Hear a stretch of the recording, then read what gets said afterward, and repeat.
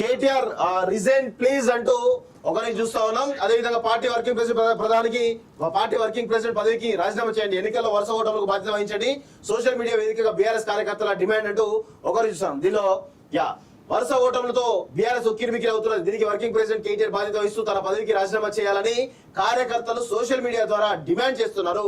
Party ఓడిపోతున్నా కనీసం రివ్యూలు లేవని, ఇకపై ఇలానే ఉంటామంటే భవిష్యత్తులో మరింత నష్టం వాటిల్తుందని పోస్టులు పెడుతున్నారు. నిన్న చాలా మంది పెట్టినట్టు తెలుస్తుంది. రోషం బాలు పార్టీ ఓటమికి పూర్తి బాధ్యత వహిస్తూ పార్టీ వర్కింగ్ ప్రెసిడెంట్ కు రాజీనామా చేస్తున్న రామన్నకు హృదయపూర్వక ధన్యవాదాలు అంటూ ఒకటి చూస్తా ఉన్నాం. అంటే ఎప్పుడైనా గుర్తుపెట్టుకోండి, కేటీఆర్ గారు అహంకారంతో అహంభావంతో మీరు మాట్లాడితే పరిస్థితులు ఈ విధంగా ఉంటాయి. సొంత పార్టీ కార్యకర్తలే మిమ్మల్ని రాజీనామా చేయండి అంటున్నారంటే మీరు ఏ విధంగా ఉన్నారో ఒక్కసారి అర్థం, కార్యకర్తలతో ఏ విధంగా ఉన్నారో ఒక్కసారి అర్థం చేసుకోండి.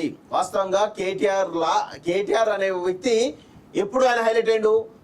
అధికారంలో ఉన్నప్పుడు హైలైట్. అధికారంలో ఉన్నప్పుడు ఎవరైనా హైలైట్ అవుతాడు. రాసి పెట్టుకుని అధికారంలోకి వచ్చిన తర్వాత కుర్చీ మీద కుక్క నిలిచిపెట్టినా అది మంచిగా పాలన ఇస్తుంది, మంచిగా గుర్తింపు వస్తుంది వాస్తవం చెప్పాలంటే. సో అట్లా నీకు వచ్చింది తప్ప తెలంగాణ ఉద్యమంలో నీ పాత్ర ఏమీ లేదు. ఐఎస్ ఆట కొడుకు తప్ప పెద్ద నువ్వు చేసింది ఏం లేదు, పీకి పొడిచింది ఏం లేదు వాస్తవం. నీకంటే కవితనే కొంత బెటర్, ఆమె జాగృతి పెరిగింది, అంతో కొంత పని చేసింది వాస్తవం. నువ్వు అది కూడా ఏలే. కాకపోతే వారసుడి కాబట్టి నిన్ను నెత్తి మీద మోస్తా ఉన్నారు కార్యకర్తలు, బలవంతంగా మోస్తా ఉన్నారు.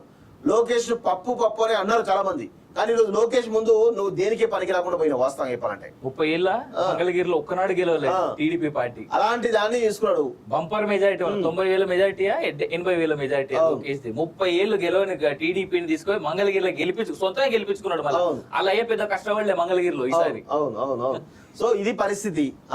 ఇంకా నువ్వు సిగ్గుశరం లేకుండా ప్రతిపక్షాల్లో బీఆర్ఎస్ బీజేపీలో లేకపోతే కాంగ్రెస్ తిడదామంటే కుదరదు. ఫస్ట్ నీ పార్టీ చక్క పెట్టుకో, నేను చక్క పెట్టుకో. ఇంకా చేస్తాము అహంకారపూరితంగా మాట్లాడతా ఎందుకో మీడియా ముందుకు వస్తలేదు 3-4 రోజుల నుంచి.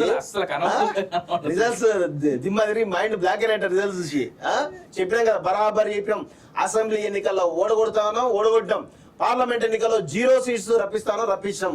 అది మాలాంటి వాళ్ళని తలుచుకుంటే అవుతుంది.